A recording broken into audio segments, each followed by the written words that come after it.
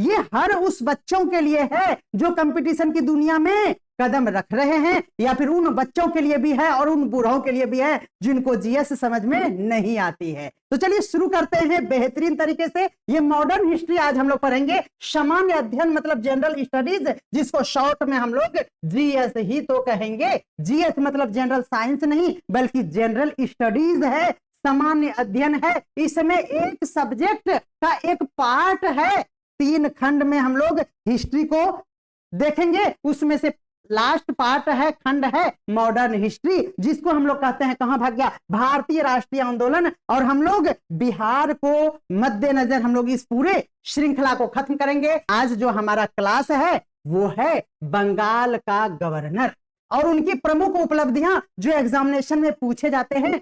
एक वीडियो में बंगाल का गवर्नर हम लोग पढ़ लेंगे। आप तैयार हैं? तो यस और जोश दोनों हमें चाहिए। दूसरी बातें एक बार हम कहना चाहेंगे कि मान लेते हैं कि आप कुछ भी नहीं जानते हैं और ब्रिटिश ने हमारे देश पर हुकूमत प्रारंभ किया, तो सबसे बड़े यही क्या बोलेंगे, इनको जो आप बोल दीजिए, अदरवाइज ये अपने नाम के पहले लॉर्ड लगाते हैं, लेकिन कोई लक्षण नहीं था इसमें। ध्यान रखना है, अगर पहली बार बात करेंगे तो बंगाल का गवर्नर पद सृजन होता है।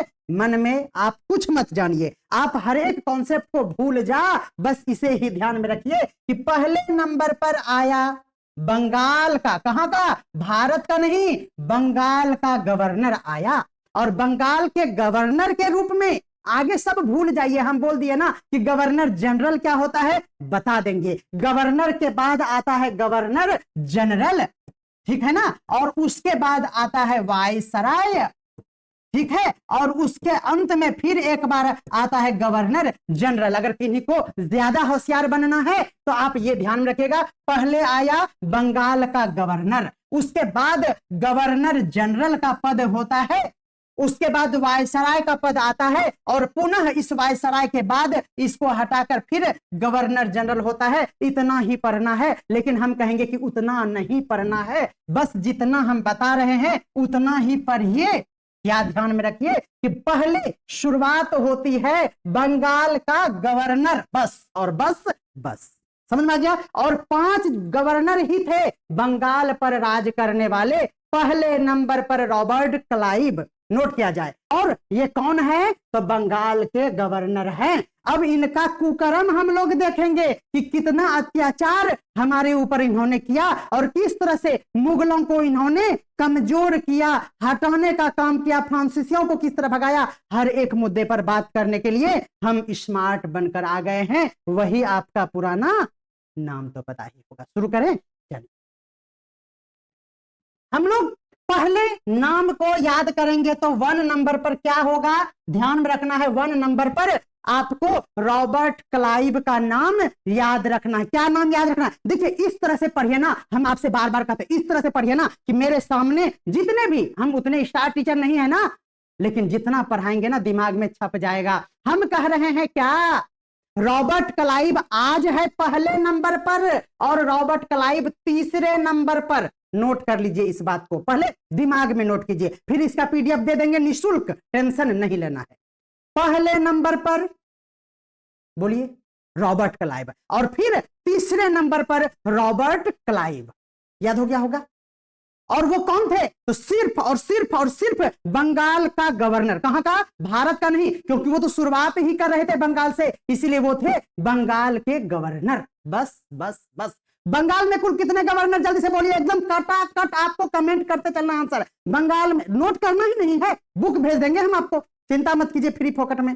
बंगाल में कितने गवर्नर, 5। कितने, 5। कितने, 5। पहला कौन, रॉबर्ट, और तीसरा भी रॉबर्ट, यही रॉबर्ट। देख लीजिए कितना एकदम हैंडसम बुढ़वा है, देख लीजिए, देख लीजिए, ये पहला भी और तीसरा भी। पहला कार्यकाल, फिर दूसरे कार्यकाल में वो तीसरे नंबर पर बनते हैं। बीच में एक नाम भी है जो अभी हम बता दें। तैयार हैं आप हमारे साथ जीएस पढ़ने के लिए? तो आपको डेली 4 क्लास हम देंगे जीएस का, लेकिन जो भी आ रहे हैं अटेंडेंस हमेशा होना चाहिए। ठीक है, चलिए तो पहले नंबर पर रॉबर्ट क्लाइव, नाम याद हो गया होगा। पहले नंबर पर रॉबर्ट क्लाइव, बंगाल का गवर्नर। तो आपसे क्वेश्चन पूछेगा बंगाल का पहला गवर्नर कौन था, बोलिए कौन था? तो रॉबर्ट क्लाइव। ये भारत का नहीं हो सकता है, ये बंगाल का होगा, बंगाल का गवर्नर। कुछ भी आप नहीं जान रहे हैं, जनरल फंडल नहीं जान रहे हैं, वायसराय तायसराय नहीं जान रहे हैं, सिर्फ जान रहे हैं बंगाल का गवर्नर। र से शुरू होता है क्योंकि आप र से रास एजुकेशन में शुरू से पढ़ रहे हैं। चलिए शुरू करते हैं आप। देखिए ये नाम हम आपको लिखा देते हैं, रॉबर्ट क्लाइव, फिर हेनरी वेनसीटार्ट। नाम पढ़िए, वेनसीटार्ट। दूसरे नंबर पर वेनसीटार्ट, पहले रॉबर्ट, देखिए रॉबर्ट टोपरेफ हिंदी वाले, और यहां पर भी यही यानी टोपरेफ यानी वेंसीटार्ट। और ये कंफ्यूज करेगा क्यों? क्योंकि यहां भी है लेकिन ये है वेरलस्ट। तो ध्यान देखिए, क्यों ना कंफ्यूजन ही कंफ्यूजन है। यहां हेनरी है और यहां हैरी है। तेरी मां को प्रणाम करूं, देखिए हेनरी और हैरी। अब यहां टार्ट है, तो देखिए रॉबर्ट फिर टार्ट यानी टार्ट। तो दूसरे नंबर पर हेनरी वेंसीटार्ट आपको ऑप्शन रहेगा, लेकिन ऑप्शन के चक्कर में ना पड़ियो, ठीक है। फिर रॉबर्ट क्लाइव आया, यही सेम आदमी दूसरा कार्यकाल में आता है। उसके बाद याद रखिएगा हेनरी बन गया हैरी, पहले हेनरी फिर बना हैरी। बोलिए, पहले बना हैरी नहीं, पहले बना हेनरी और फिर बना हैरी। पहले हेनरी और बाद में बना हैरी। तो याद हो गया होगा ये। फिर याद रखिए उसके बाद आया जॉन कार्टियर। क्या आया? John Cartier. ये तो हम लिस्ट दे दिए हैं, यही 5 आपको ध्यान में रखना है, नोट कीजिए। अब आप चुप हो जाइए, मारेंगे तो बोल रहे हैं ना, अगर सामने में तो लप्पर मार देते हैं। कैसे? पेज पलटिए, कॉपी का पेज पलटिए, कॉपी का पेज यूं पलटिए। बोलिए बोलिए पहला नंबर अपने से जल्दी से पटाख से लिख के बोले तो सर हम लिख लिए 5 तो। देखिए पहले नंबर पर रॉबर्ट क्लाइव, बोलेंगे हाँ हाँ हाँ। दूसरे नंबर पर ट है तो वैन टार्ट। मजा आ गया। फिर क्या? तो यही घूम फिर के आएगा, रॉबर्ट कहेगा और 2 साल हमको राज करने दो। तीसरे नंबर पर ये हैरी नहीं, ये हेनरी था, है ना। अब बचा हैरी, हाँ हाँ हाँ, मजा आ गया हैरी। और चौथे नंबर पर ये देखिए 1 2 3 ये 4 हो गया। और 5वें नंबर पर जॉन यार, कहाँ तो कॉट यार। हाँ, राइटिंग तो कौवा जैसा है, आपको हम पहले ही बता दिए हैं। और जोश यही रहेगा, टेंशन एकदम नहीं लेना है मेरे रहते। चलिए तो याद हो गया होगा। किसको किसको याद हो गया जल्दी से कमेंट करके बताइए, किसको किसको याद हो गया जल्दी से कमेंट करके बताइए। आपसे क्रमबद्ध तरीके से क्वेश्चन पूछता है, इसीलिए ध्यान में रखिएगा। क्रमबद्ध तरीके से आपको कहेगा निम्नलिखित में से क्रम बताइए, किनका शासन काल का क्रम। अगर आप बीपीएससी का एग्जाम देंगे ना तो क्रम पूछता है, हाँ याद रखिएगा। उतना हार्ड और सब एग्जाम में नहीं पूछेगा, यूपीएससी और बीपीएससी में पूछेगा आपको क्रम। क्रमबद्ध तरीके से इसे सजाइए तो याद रखेगा। पहले रॉबर्ट फिर टोपरेफ था, इसीलिए क्या हो गया, भुला गए। तो ऑप्शन देखेंगे टोपरेफ वाला एक ही तो होगा और वो होगा वेंसीटार्ट, हो गया। फिर हम बोले थे रॉबर्ट मुंह चिहार के फिर आएगा, तो तीसरे नंबर पर रॉबर्ट। फिर चौथे नंबर पर हम बोले थे हेनरी बन गया हैरी यानी हैरी, याद रखिएगा। और उसके बाद जॉन यार बंगाल का गवर्नर अब नहीं रहेगा, अब गवर्नर जनरल आएगा। क्या आएगा? गवर्नर। बंगाल का गवर्नर के बाद अब गवर्नर जनरल आएगा, और गवर्नर जनरल आएगा तो वो बंगाल तक सीमित नहीं रहेगा, वो पूरे भारत का। थोड़ा कमेंट कर दे, गरीब आदमी है हम, व्यूज कम जाते हैं तो थोड़ा सा स्मार्ट लग रहे हैं, क्रीम लगा के आए तो थोड़ा बहुत रहम कीजिए, ठीक है। चलिए अब आपको हम बताएंगे वो सभी बातें जो एग्जामिनेशन में काफी इंपॉर्टेंट होता है, पूछे जाते हैं। पहला हम लोग 1 नंबर पे बात करेंगे तो क्या? Robert Clive. आप सभी को पता है 1857 का विद्रोह। हम कहेंगे कि 1857 को तो हर बच्चा जानता है, लेकिन 100 साल बाद, डायरेक्ट 100 साल बाद नहीं, 100 साल पहले चले जाओ। 1857 के बदले 1757 में आ जाओ। उसी समय से शुरुआत होती है, भारत पर राज करना शुरू होता है 1757 में। 100 साल पहले चले जाना, जहां पर रॉबर्ट क्लाइव ने प्रारंभ करता है बंगाल में हुकूमत करते हुए। तो बिल्कुल आपको याद हो गया होगा 1757। हम कहेंगे कि 7 3 10 रॉबर्ट यानी 3 साल, 3 ब्रह्मा विष्णु महेश से शुरू होता है 3, तो याद रखिएगा उनका कार्यकाल 3 साल का था। कितने साल का? 3 साल का। अगर आपको लग रहा है कि हम ठीक ठाक चल रहे हैं तो ठोको थोड़ा लाइक, थोड़ा बहुत इमोजी तिमोजी दर्शाओ यार, क्या मजाक कर रहे हो। तो याद रखना है 7 यानी 57 से 3, 3 यानी 7 3 10 यानी 60 साल हो गया। याद रखिएगा पलासी की लड़ाई के बाद, क्या याद रखना है घटना, पलासी की लड़ाई के बाद ये शुरुआत होती है इनका शासनकाल। तो बिल्कुल आपको ध्यान रखना है पलासी के बाद ये सत्ता आता है और कंपनी शासन की नींव। अब यहां पर क्वेश्चन पूछा जाता है कि कंपनी ने अपना शासन किस पद से प्रारंभ किया, तो बंगाल में गवर्नर के रूप में। और कंपनी के शासन का नींव रखने वाला कौन गवर्नर था, तो याद रखिएगा वो गवर्नर का अगर पूछा जाए तो याद रखना सिर्फ और सिर्फ अगर गवर्नर भी बोलेगा तो रॉबर्ट क्लाइव होगा, बंगाल का गवर्नर भी बोलेगा तो रॉबर्ट क्लाइव ही होगा। सत्ता की नींव पलासी के बाद रॉबर्ट क्लाइव का नाम याद रखना।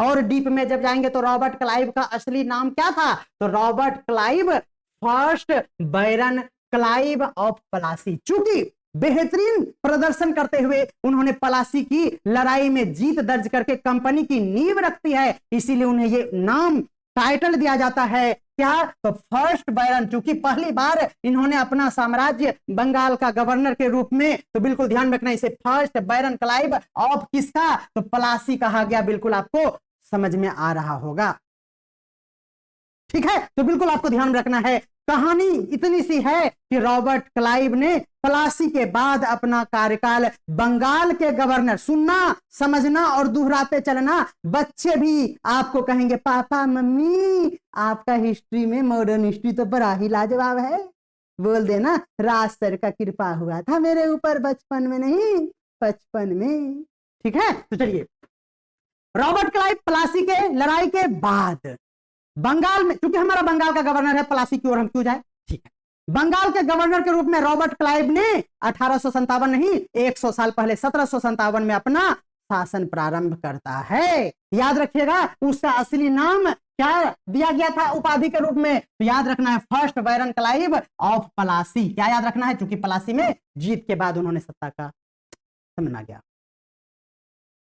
आप मेरे कमेंट को नहीं देख रहे हैं, हम देख रहे हैं माधव जी, आप टेंशन मत लीजिए, कोई दिक्कत है। और नैना कुमारी कह रहे हैं कि सर आप बहुत दिनों से नहीं दिख रहे थे, क्या बोल रहे हैं, रोज भीख वाला पोस्टर लगा रहे हैं फिर भी आप कर रहे हैं, आप दिख नहीं रहे हैं। ध्यान रखना है क्या कि क्लाइव क्वेश्चन पूछ लिया था और हम लोग हाँ बार दिए थे एक बार बीपीएससी के एग्जाम में जब हम बैठे हुए थे, याद रखिएगा। क्लाइव 1757 में गवर्नर बनते हैं बंगाल के, लेकिन वो भारत जो है ना, याद रखिएगा 1743 ईस्वी में भारत आते हैं। तो ध्यान रखिएगा कोई दिक्कत, एक बात वही हो गई कि 1757 नहीं, उससे पहले वो घूमने मौसा के यहाँ आए थे, मान लीजिए ना मौसा के यहाँ आए थे 1743 ईस्वी में भारत घूमने आए थे, हो गया। तो भारत आए थे अब देखिए भारत घूमने आए तो हम आपको कहानी सुना रहे हैं ना, देखिए हम कह रहे हैं कि 1757 तो याद हो ही गया, हम अगर कह दें आपको कि 1743 याद रख लीजिए, काहे लाया था 1743 में, बोलेंगे मौसा के यहाँ आया था पहली बार, ठीक है आया। उसके बाद क्या हुआ, उनका मन न हुआ, फिर बोला 1751 में फिर हम कुछ करेंगे, बोलो क्या करेगा बेटा, तो 1751 में क्लाइव ने अरकाट की घेराबंदी जीत लिया था। ये आए थे छोटे मोटे अधिकारी के रूप में और उनको ये काम सौंपा गया, यानी ये इन्होंने अपना कर्तव्य दिखाया, अपना टैलेंट को प्रस्तुत किया। तो याद रखिएगा अरकाट की घेराबंदी करके उनसे जीत लिया। कब जीत लिया, ऐसे ही गवर्नर बना दिया भारत का, नहीं, उनका हुनर दिखा। तो 1751 ईस्वी में, तो दूसरा ईस्वी ध्यान में रखना है 1751, 1743 में भारत आते हैं, 1751 में अरकाट की घेराबंदी करके वह सिर्फ और सिर्फ 53 दिन तक डिफेंस करते हुए उन्होंने इतनी अच्छी सैन्य कुशलता का प्रदर्शन किया कि बोला जा सिमरन जा, तो गवर्नर बन जा। तो बंगाल का उस समय औकात नहीं था भारत पे राज करने का, तो बंगाल का गवर्नर उसे बना दिया, हो गया। तो ये बताइए कहानी आपको सुना दिए। उन्होंने फ्रेंच ईस्ट इंडिया कंपनी के खिलाफ, इन्होंने ये क्वेश्चन पूछा जाता है क्योंकि उस समय आपको पता है कि फ्रेंच ईस्ट इंडिया कंपनी भी भारत में अपना कंपनी चला रहे थे, उन्होंने ही, ये क्लाइव ने ही, याद रखिएगा गुरिल्ला टैक्टिक्स, युद्ध जीतने की एक कुशल राजनीतिक तरीका है जिसको हम लोग गुरिल्ला टेक्निक्स बोलते हैं, तकनीकी बोलते हैं, विधि बोलते हैं। गुरिल्ला याद रखियो रॉबर्ट क्लाइव से संबंधित है गुरिल्ला टेक्निक। अगर हम गवर्नर में बात करें तो आपसे क्वेश्चन पूछता है कि किस गवर्नर ने गुरिल्ला टेक्निक को अपनाया था, तो ध्यान रखना है गुरिल्ला टेक्निक को रॉबर्ट क्लाइव ने अपनाया था। बिल्कुल आपको समझ में आ गया। हम लोग आगे बढ़ते हैं। बात इतनी सी है कि आपको ईस्वी 1743 याद हो गया होगा, बोलेंगे यस सर।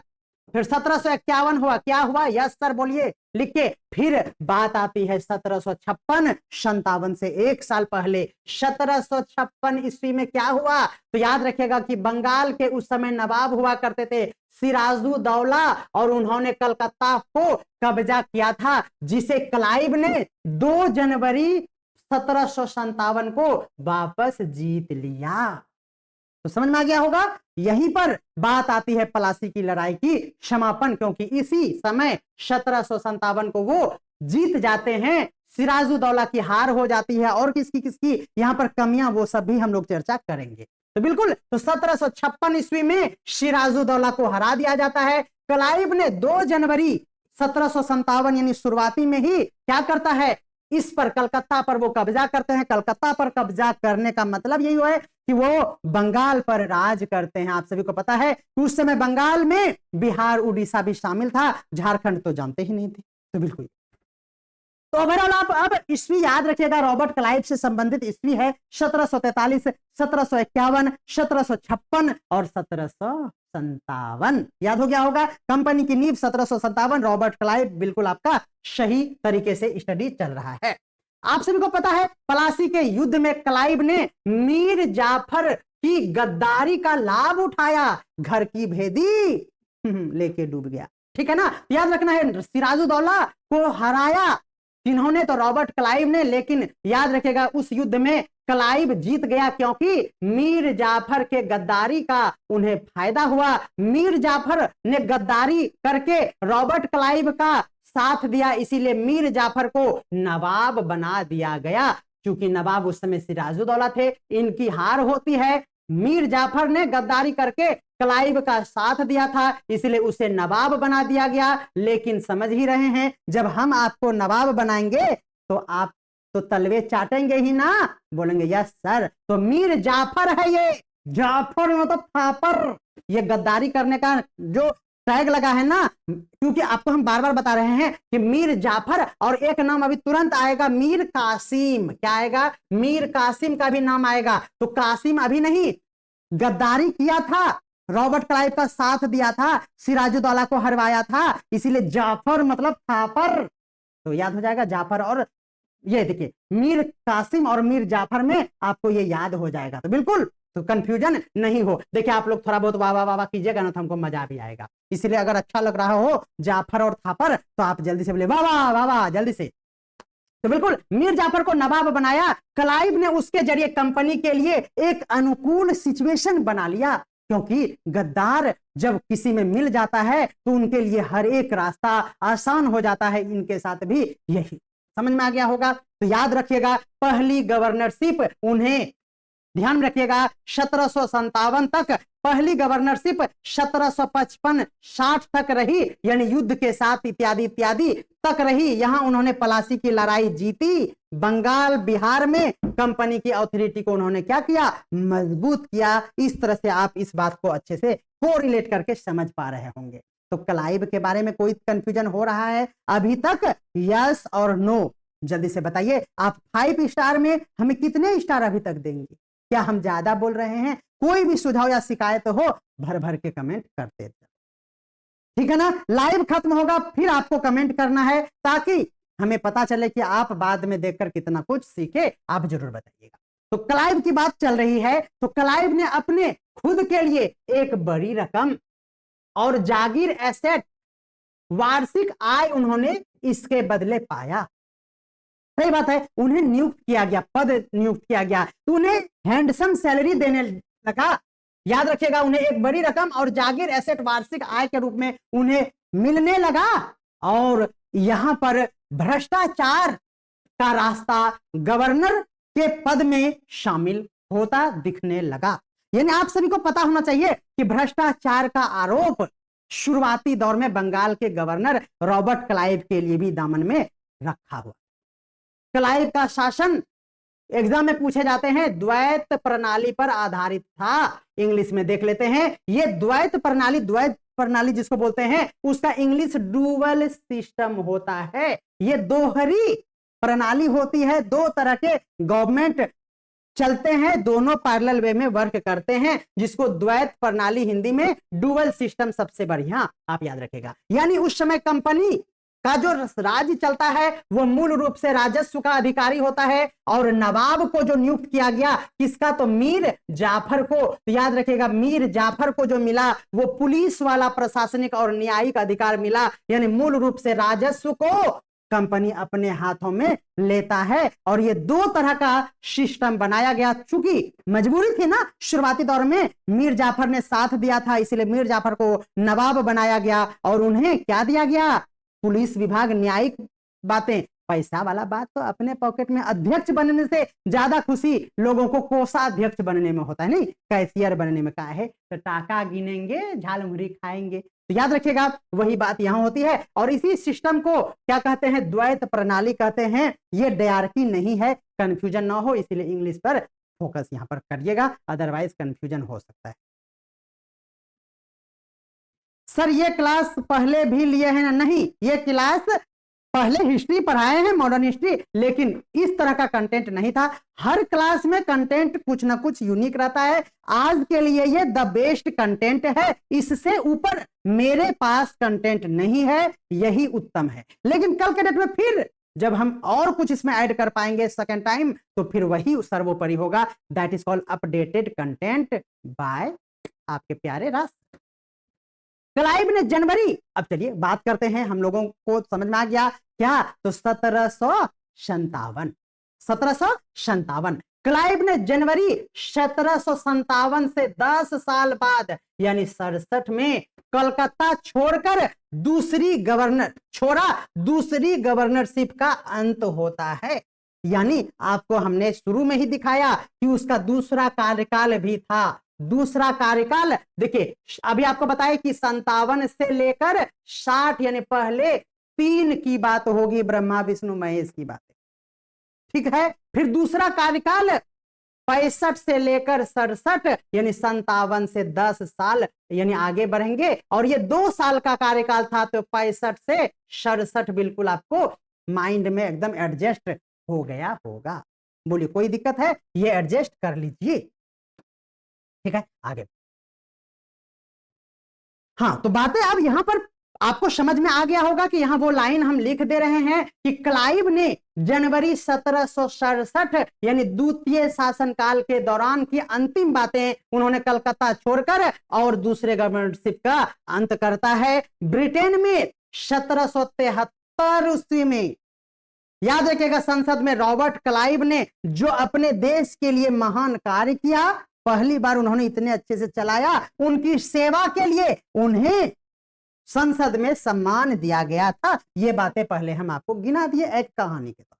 ओवरऑल इस बात को आप समझ चुके हो, ठीक है ना। अब चलते हैं क्लाइव की सेहत, जो क्वेश्चन लाइन बार बार पूछा गया है ना यूपीएससी बीपीएससी लेवल पर, उसे हम यहां पर मेंशन कर दिए।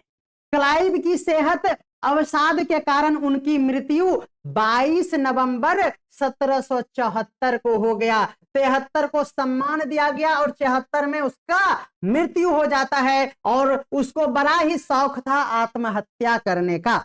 ध्यान में रखिएगा, रॉबर्ट क्लाइव को बड़ा शौक था कि हम मरिए नहीं तो ठोठो दाबी तो मरिए रॉबर्ट, इसीलिए वो अंतिम में भी मन खराब था, बोला कि हम आत्महत्या करेंगे। तो याद रखिएगा, आत्महत्या का प्रयास भी वो कई बार पहले किया हुआ था। हमको फोन करता था कि सर हम मरने जा रहे हैं, बोले रुक बेटा, गवर्नर बना देंगे, जिंदा रह। बोला फिर मरेंगे, बोला फिर दोबारा बना देंगे, चिंता मत कर। कुत्ता कहीं का फिर मर गया अंतिम में। तो ध्यान रखिएगा, इनको बड़ा शौक था रॉबर्ट क्लाइव को आत्महत्या करने का। ये क्वेश्चन पूछा जाता है। हमारा नाम नहीं लेता है, तेरा नाम लिया तुझे याद किया, सुनील कुमार तुझे प्यार किया। हे भगवान, हम कैसे कर सकते हैं। कोई बात नहीं है, साली नहीं है, साली तो बहुत 50-60 को प्रॉमिस कर दिया, आपको हम कर नहीं सकते। चलिए आगे बढ़ते हैं हम लोग। देखिए साले का बात कहा याद आ गया, समझ में आ ही रहा होगा आपको। हाँ तो याद हो गया होगा, 74 में 73 में उन्हें संसद में नवाजा गया उनके कार्य को देखते हुए, और 74 में बेटा गजोधर लुढ़क गया। ठीक है, चलिए क्लाइव को भारत में ब्रिटिश साम्राज्य का वास्तविक संस्थापक माना जाता है। नोट कर ले, कई लाख बार पूछा गया यह प्रश्न है। हाँ सर आप बताए थे पहले, क्या बताए थे? देखिए आप लोग कमेंट मत किया कीजिए, बेकार है, हम जूम कर लेते हैं, चश्मा साफ कर लिए हैं। क्लाइव को भारत में, आपको सही बात बोले, नींव रखने वाला, शुरुआत करने वाला, अच्छे से शुरुआत करने वाला, ये सभी बातें, वास्तविक संस्थापक रॉबर्ट क्लाइव को ही माना जाता है। आपको समझ में आ गया होगा। एक बार इस ईस्वी को ध्यान में रखिए, 1765। क्या याद आ रहा है? 1765 क्या याद आ रहा है? अभी जस्ट बताए। देखिए कैसे को रिलेट करके ईस्वी को याद रख सकते हैं। हमने कहा कि 1757 याद हुआ था, बोलिए याद हुआ था 1757, और ये तो 1765 है, 57 से 1760 बोलेंगे ठीक है, ये पहला कार्यकाल है। फिर हम बोले थे 57 से 10 साल यानी 1767, और 2 साल का कार्यकाल था तो 1765 से 67 यानी 65 क्या है भक्तजनों? तो ये क्या है? दूसरे शासनकाल का प्रारंभ, रॉबर्ट क्लाइव के दूसरे शासनकाल का प्रारंभ। बिल्कुल आपको ये समझ में आ गया होगा। ठीक है, एचएम की भर्ती यानी हेडमास्टर की भर्ती का कोई भी सर न्यूज नहीं है, हम लोग प्रयास में लगे हुए हैं, जैसे ही कुछ आएगा बताएंगे निश्चित तौर पर, अभी तो नहीं है हमारे पास। तो याद रखिएगा दूसरे शासनकाल को हम इस तरह से याद कर सकते हैं, मैथ जैसे। बंगाल में द्वैत शासन प्रणाली की शुरुआत रॉबर्ट क्लाइव द्वारा की गई। देखिए द्वैत प्रणाली का शुरुआत की बात होगी तो याद रखना है दूसरे शासनकाल में। कई बार बच्चे यहां पर कंफ्यूज हो जाते हैं। रॉबर्ट क्लाइव का 2 शासनकाल, द्वैत मतलब दूसरा, दो मतलब द्वैत मतलब दूसरा, और दूसरे शासनकाल में द्वैत प्रणाली प्रारंभ होती है, पहले शासनकाल में नहीं बाबा नहीं, नहीं बाबा नहीं। ठीक है, तो ध्यान रखिएगा। तो दूसरे शासनकाल में 1765 में उन्होंने द्वैत प्रणाली की शुरुआत किया। बंगाल, बिहार और उड़ीसा, आप सभी को पता है क्योंकि बंगाल का मतलब ही होता था बिहार और उड़ीसा उसमें शामिल था, इसीलिए हमने यहाँ बंगाल, बिहार, उड़ीसा की दीवानी कंपनी को मिला था, और कंपनी का गवर्नर के रूप में रॉबर्ट क्लाइव को हम लोग जानते हैं। बिल्कुल आपको समझ में आ गया होगा। कुछ व्यवस्थाएं जो रॉबर्ट क्लाइव ने किया था उसको हम लोग देखते हैं। सबसे पहले द्वैत शासन, लेकिन इंग्लिश याद रखिएगा ये डुअल होता है, तो इसके तहत राजस्व दीवानी, राजस्व और दीवानी, दीवानी मतलब ही हुआ राजस्व यानी आर्थिक गतिविधियों को ईस्ट इंडिया कंपनी के पास रखा गया, अभी बता दिए। और पुलिस और न्यायिक व्यवस्थाएं किसके पास? तो नवाब के पास, मीर जाफर। याद, द्वैत शासन में प्रशासनिक और न्यायिक कार्य नवाब के पास छोड़ दिया गया। इस नवाब का नाम मीर जाफर था, आपको हम बता दिए मीर जाफर था। जाफर बिल्कुल आपको याद हो गया होगा। द्वैत शासन से प्रशासनिक अराजकता, शोषण बढ़ गया, क्योंकि निश्चिंत होकर शोषण करने का हक रॉबर्ट क्लाइव यानी गवर्नर को रह गया। दोनों अपना अपना मनमानी करना प्रारंभ कर दिया, इसीलिए द्वैत शासन में अराजकताएं बढ़ती हैं, प्रशासनिक रूप से भी जो कि मीर जाफर के हाथ में था, और आर्थिक रूप से भी शोषण हुआ जो कि रॉबर्ट क्लाइव के हाथों में था।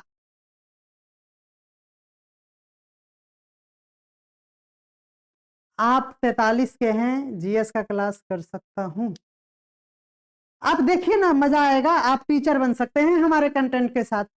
तो अगर आपके पास टाइम है तो हमारे साथ आप लाइव बनिए, नॉलेज है, कोई उम्र की सीमा नहीं, पढ़ सकते हैं बच्चों के लिए। सही बात है, आप पढ़िए, हमारा इतिहास कैसा है ये आपको पता होना चाहिए। और इस तरह से कि बच्चों को कहानी सुनाएंगे, बेटा गजोधर जानता है एक कुत्ता आया था जिसका नाम रॉबर्ट क्लाइव था, बंगाल का गवर्नर उसको कहते थे। गवर्नर ने मीर जाफर का गद्दारी का फायदा उठाया, सिराजुद्दौला को हरा दिया था। ईस्वी भी सुनेगा, अभी भी याद है, राज सर ने पढ़ाया था। बोलिए पढ़ सकते हैं, बोलिए सच बात, बोलिए सच। चलिए आगे बढ़ते हैं। तो द्वैत शासन की बातें आपको हमने कह दिया। 1742 में, नहीं सॉरी फॉर दैट, 1772, पहले तो 72 को ध्यान में रखिए। 1772 क्या था? 73 में, ऐसे ही टकटोरिए, 73 में वाह वाह वाह वाह हुआ था रॉबर्ट क्लाइव का संसद में, और 73 में और 74 में ठोठो दाब लिया, तो उससे 72 में क्या हुआ एक बार देख लीजिए। 72 में बंगाल में द्वैत शासन प्रणाली को वारेन हेस्टिंग द्वारा समाप्त कर लिया गया। यहां पर ये स्टार लगाने वाला बात है, क्योंकि रॉबर्ट क्लाइव ने द्वैत शासन को लगाया, आरंभ किया, तो उसका समाप्त करने वाला क्वेश्चन आज ही बता दे रहे हैं। याद रखिएगा, शुरू किया रॉबर्ट क्लाइव ने और खत्म किया वारेन हेस्टिंग ने। वायरन मतलब वायरेंट आया कि जल्दी से हटाओ, यानी हटाने का काम वायरेंट निकाल कर यानी वायरन हेस्टिंग ने कब किया? तो वाह वाह वाह वाह करने से पहले ध्यान में रखना है 1772 ईस्वी में। बिल्कुल, तो समझ में आ रहा हो, ठीक है। चलिए, 1772 की बात अगर हुई है तो सुधारों के अंतर्गत दीवानी और निजामत दोनों अधिकार कंपनी को सौंप दिया गया। चूंकि द्वैत शासन प्रणाली को यहां पर हटा दिया जाता है, वायरेंट निकाल के यानी वायरन करके यानी वायरन हेस्टिंग करके, और याद रखना है इसका मतलब जब द्वैत शासन हट गया, इसका मतलब ये राजस्व और ईस्ट इंडिया कंपनी का प्रशासनिक दोनों व्यवस्थाएं किसके हाथों में आ गया? ध्यान रखना है 1772 ईस्वी में कंपनी के हाथों में आ गया। वारेन हेस्टिंग कौन था? तो वही बात हम पहले स्लाइड में हम आपको दिखाए थे कि ये वारेन हेस्टिंग जो था ना, गवर्नर वाला पद हटने के बाद पहला छुछुंदर था। तो बिल्कुल आपको अब समझ में ये बातें आ, ठीक है। तो उम्मीद करते हैं कि यहां तक तो आप बहुत ही अच्छे से एंजॉय किए होंगे, ठीक है। चलिए, अब हम लोग बात किए कि कुछ व्यवस्थाएं थी, अब कुछ शासन करने की प्रकृति को एक बार देखते हैं।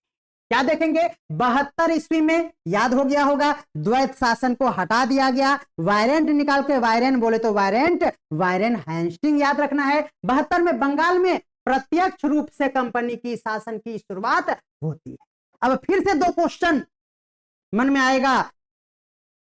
अगर नींव रखने की बात करेंगे तो रॉबर्ट क्लाइव, लेकिन जब प्रत्यक्ष रूप से कंपनी का शासन शुरू होता है, क्योंकि प्रत्यक्ष मतलब ओपनली, हम अब बॉस हैं, कोई मीर जाफर नहीं, नवाब भी हम, राजस्व का मालिक भी हम, प्रशासनिक का भी मालिक हम। तो कब आया?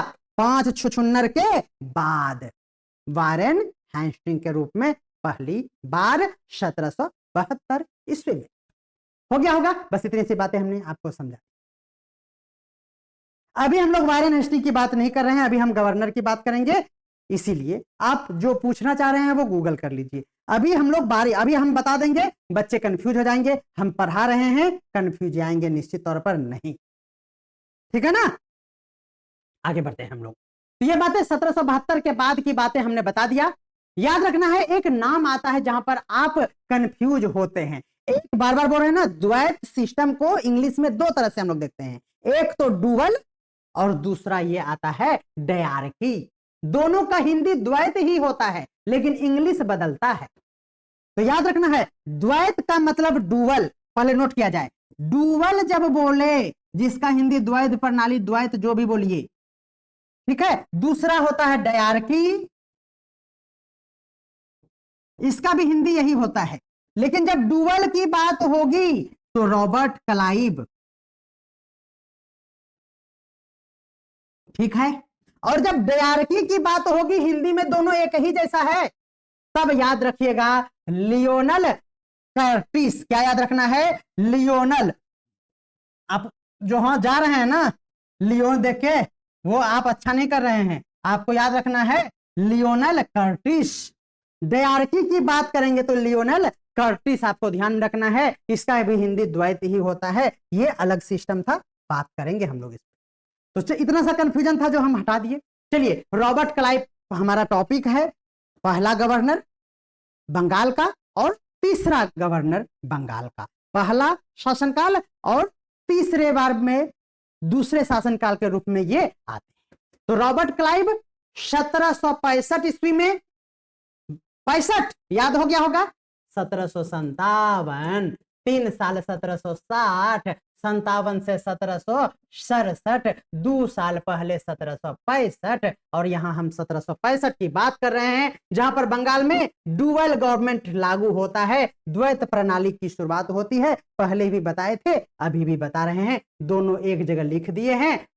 जब हम लोग डायरकी, इंग्लिश देख ही लेना, डायरकी की बात करेंगे तो कट्टिस हो जाना, और डुअल की बात करेंगे तब रॉबर्ट क्लाइव की बात करेंगे। वारेन हेस्टिंग की बात क्या हुआ, इस डुअल को, डायरकी को नहीं, डुअल को उन्होंने समाप्त किया था। ये भी बातें आपको स्पष्ट रूप से समझ में आ गया होगा। I mean, हम आपको फिर से कह रहे हैं कि गलती नहीं करना, क्योंकि जिंदगी तो हो गया, समझ में आ रहा है, झंडू बम, जिंदगी झंडू बम हुआ मास्टर जी तेरे लिए। चलिए, कह रहे हैं कि सर आप, पहले नाम ले लेते हैं, सुधीर पांडे जी कह रहे हैं सर आप सुपर हीरो हैं, वाह। कटोरा लेकर हम आएंगे, कटोरा हमारे पास भी है, हम भी 7-8 तो लेकर आएंगे, ठीक है, निश्चित तौर पर आएंगे, चिंता एकदम नहीं करना है आप लोगों को। चलिए, हम लोग बात कर रहे हैं रॉबर्ट क्लाइव की। रॉबर्ट क्लाइव प्रैक्टिकल, इंग्लिश वाले ध्यान दियो, प्रैक्टिकली उन्होंने डुअल गवर्नमेंट को 1765 ईस्वी यानी अपने द्वितीय कार्यकाल में शुरू करते। कोई दिक्कत है? डायरकी की बात करेंगे तो ये प्रैक्टिकल था, दोनों में क्या अंतर है ये भी देख लीजिए। ये प्रैक्टिकली था और ये सिद्धांतिक यानी थ्योरेटिकली था। तो लियोनल कर्टिस ने डायरकी लाया जो थ्योरेटिकल सैद्धांतिक रूप से था, और ये तो 1919 एक्ट की बात है, इधर की बात नहीं है डायरकी। लियोनल कर्टिस की बात होगी तो 1919 ईस्वी में जाएंगे, अभी की ये बात नहीं है, ठीक है। उम्मीद करते हैं कि आप समझ गए होंगे, कोई कंफ्यूजन। और वारेन हेस्टिंग ने तो एबॉलिश किया यानी समाप्त किया ये बातें भी, और किसको समाप्त किया? डुअल सिस्टम को। कब किया? तो 1772 ईस्वी। ये कौन सा समय है? तो याद रखिएगा, ये वही समय है जब गवर्नर जनरल का पद सृजित हुआ था। बंगाल का कई ठो गवर्नर? तो बोलेंगे 5 ठो, बंगाल का 5 गवर्नर, और ये पहला बना था गवर्नर जनरल। अभी आपको हम कंफ्यूज नहीं करेंगे। डायरकी, द्वैत प्रणाली, डायरकी के जनक मतलब आपको लियोनल कर्टिस ही ध्यान में रखना है। वैचारिक या सैद्धांतिक जनक पूछेगा तो लियोनल कर्टिस ही लगाना, और याद रखना है प्रांतीय शासन ट्रांसफर्ड हुआ, रिजर्व हो गया, किसके लिए? 1919 के एक्ट के according, government of India act को आगे हम लोग देखेंगे, बिल्कुल चिंता नहीं। डुअल गवर्नमेंट पर भी हम लोग एक बार बात कर लेंगे, डायरकी पे बात कर ही लिए। रॉबर्ट क्लाइव, ये व्यवहारिक रूप से लागू हुआ बंगाल में 1765 ईस्वी में, द्वितीय शासनकाल। इसमें दीवानी कंपनी के पास था, गड़बड़ा नहीं जाइएगा, और निजामत नवाब के पास था, यानी प्रशासनिक जो भी बातें थी। और डुअल गवर्नमेंट, द्वैत शासन को समाप्त करने में वारंट निकाला, यानी वारेन हेस्टिंग की बात होती है 1772 ईस्वी। बिल्कुल ध्यान में रखना है, ये डायरेक्ट इस पर अब कंपनी का रूल हो गया, इसमें कोई भी नवाब अब यहां पर इंटरफेयर नहीं करता।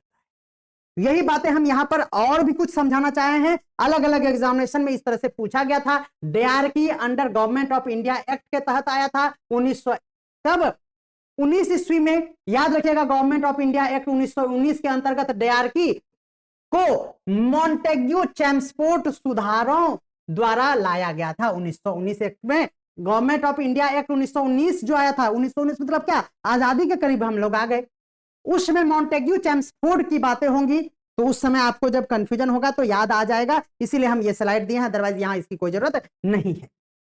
उस समय बात होगी कि एडविन सैमुअल मॉन्टेग्यू, यही है मॉन्टेग्यू, और चैम्सफोर्ड यानी लॉर्ड चैम्सफोर्ड, दो व्यक्ति ने मॉन्टेग्यू चैम्सफोर्ड सुधार लाया था, जो कि 1919 एक्ट के तहत गवर्नमेंट ऑफ इंडिया एक्ट आया। ये क्या था? डायरकी था। 1919 वाले को डायरकी कहेंगे, बिल्कुल आपको समझ में आ गया होगा। इन दोनों के संयुक्त प्रयास से, मॉन्टेग्यू और चैम्सफोर्ड के संयुक्त प्रयास से ये सुधार करने का प्रयास किया गया था, इसीलिए इसको मॉन्टेग्यू चैम्सफोर्ड सुधार कहा था। बिल्कुल आपको ध्यान में रखना है, इन्हीं सुधारों के आधार पर गवर्नमेंट ऑफ इंडिया एक्ट पारित हो गया था, और उसी अधिनियम के तहत प्रांतीय स्तर पर यह डायरकी लागू हुआ था। तो बिल्कुल डुअल और डायरकी में क्या अंतर है, अति सुंदर तरीके से यहां पर स्पष्ट हो गया होगा। क्वेश्चन पूछा गया है, डायरकी यानी द्वैत प्रणाली का सिद्धांत का जनक कौन था? बताइएगा, डायरकी का जनक अगर पूछा जाए तो डायरकी अगर बोले इंग्लिश एक बार जरूर देख लेना, तब लियोनल कर्टिस लगाना। यह क्या था आपको हम बता दें, जब डुवल बोले और बंगाल बोले या कुछ भी बोले, लेकिन डुवल जब इंग्लिश में रहे तब रॉबर्ट क्लाइव लगाना। और बंगाल में डुवल तो हो, लेकिन जब समाप्त करने की बात होगी तब आपको वारंट निकाल देना है, और वारेन हेस्टिंग आपका बिल्कुल सही आंसर होगा। तो उम्मीद करते हैं कि आप समझ गए होंगे। यानी 1772 ईस्वी में वारेन हेस्टिंग ने डुवेल को समाप्त किया था और डायरेक्ट कंपनी के हाथों में चल गया। डियार्की का जनक लियोनल कर्टिस, डुवेल का प्रारंभ करना रॉबर्ट क्लाइव 1765, डुवेल गवर्नमेंट का अंत Warren Hasting 1772, legal provision government of India act 1919 के तहत आया था। एबॉलिशन कौन किया था? वारेन हेस्टिंग ने किया था। बिल्कुल आपको अच्छे से समझ में आ गया। तो पहले नंबर पर रॉबर्ट क्लाइव अच्छे से समझ में आया, तो आप इसे स्टेटस लगाना, अपने हर एक ग्रुप में शेयर करना, और ये टॉपिक आगे भी कंटिन्यू करेंगे कल, और ये हमारा कल का थंबनेल रहेगा, और ये रहेगा हेनरी वेंसिटार्ट। बिल्कुल, तो ध्यान रखना है, ये हेनरी वेंसिटार्ट आपको पढ़ना है, जो कि दूसरे नंबर पर है। तीसरे नंबर पर पुनः रॉबर्ट क्लाइव आएगा, और चौथे नंबर पर कौन आएगा हमें आप कमेंट करिएगा। पांचवें नंबर पर बंगाल का गवर्नर जॉन कार्टियर है। हम आपको पूछ रहे हैं, ये तीसरे नंबर पर नहीं, पांचवें नंबर पर जॉन कार्टियर है, चौथे नंबर पर कौन है आप कमेंट करना। और आज का क्लास